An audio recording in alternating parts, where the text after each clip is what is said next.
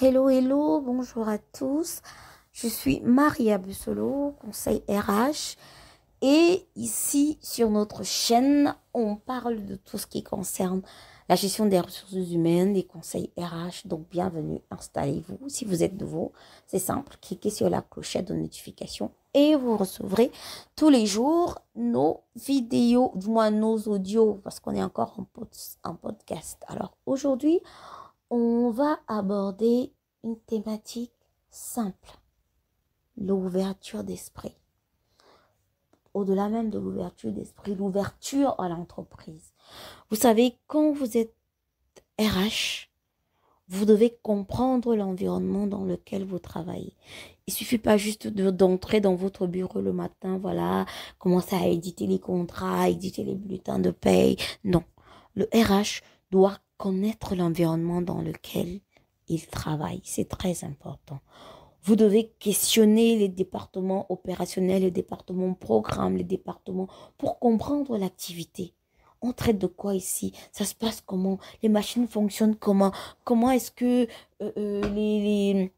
les gars qui sont à la logistique, quels sont leurs challenges? Les gars qui sont au programme, quels sont leurs challenges?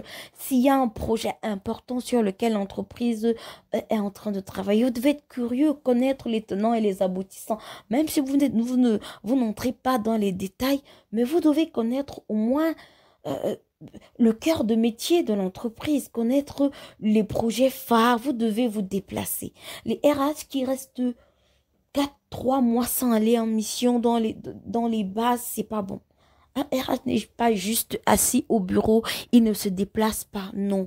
Déplacez-vous, allez dans les bases, faites des missions. Il faut connaître. Il faut connaître l'état du personnel qui est à Marois, l'état du personnel qui est à Garoua, l'état du personnel qui est à, je sais pas moi trop, à Douala. Il faut vous déplacer. Vous pouvez pas gérer une entreprise sans connaître les réalités du terrain. C'est pour ça que c'est très important de faire des missions.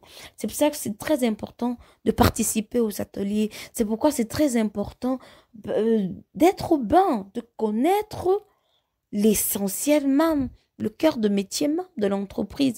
N'hésitez pas de poser des questions, n'hésitez pas d'être curieux, n'hésitez pas de vous déplacer, mais ne restez surtout pas assis 6 mois sur place sur votre chaise sans avoir un seul jour pris 3 jours de mission pour aller explorer un site ou explorer une ville où sont vos travailleurs. C'est pas tactiquement bien pensé. Il faut se déplacer, aller vers les employés, aller dans les bases, poser des questions, connaître, mettre un visage. Vous savez, il y a même des fois où on ne, le RH n'a pas le visage d'un employé. Il faut pouvoir, si vous pouvez, hein, parce qu'après, il y a des grandes entreprises qui ont, voilà, 1000 employés, 600 employés. Mais si c'est possible, déplacez-vous. Autant que vous le pouvez, ou bien que votre planning le permet, déplacez-vous. C'est important. C'est important d'être proche des départements opérationnels. C'est important d'être proche des départements qui sont sur le terrain, parce que c'est sur le terrain que se passe l'essentiel de l'activité qui rentabilise l'entreprise. Et donc, vous devez connaître les réalités de ces employés-là. Parce que demain, quand un employé te dit, non, mes frais, envoyez-les directement à ma femme, vous pouvez pas comprendre.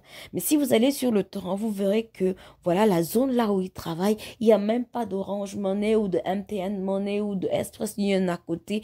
Et les gars sont enfermés dans un site complètement coupé de tout. Donc, il faut connaître les réalités du terrain. C'est très important. Le RH ne doit pas rester assis sur sa chaise des mois et des mois et des mois et des mois et des années sans se déplacer. Non. Soyez ouverts. Déplacez-vous, voyagez, touchez du doigt les réalités du terrain et c'est comme ça que vous pouvez modifier les procédures RH, modifier les manuels RH, modifier peut-être même les frais de mission, les frais de voyage de vos collaborateurs parce que vous êtes au cœur de l'action, vous connaissez les réalités terrain. D'accord? Donc, c'est une astuce qui, moi, m'a personnellement aidé dans mes différentes missions. Et j'espère que, bah, au quotidien, ça pourra aider ou du moins réveiller un RH qui est resté trop assis, trop stagnant sur sa place et qui ne sait pas, voilà quoi, ouvert ou déplacé trop souvent. Donc faites-le. Ça vous apportera certainement des résultats positifs. Alors, c'était l'astuce du jour. Je vous souhaite une bonne journée.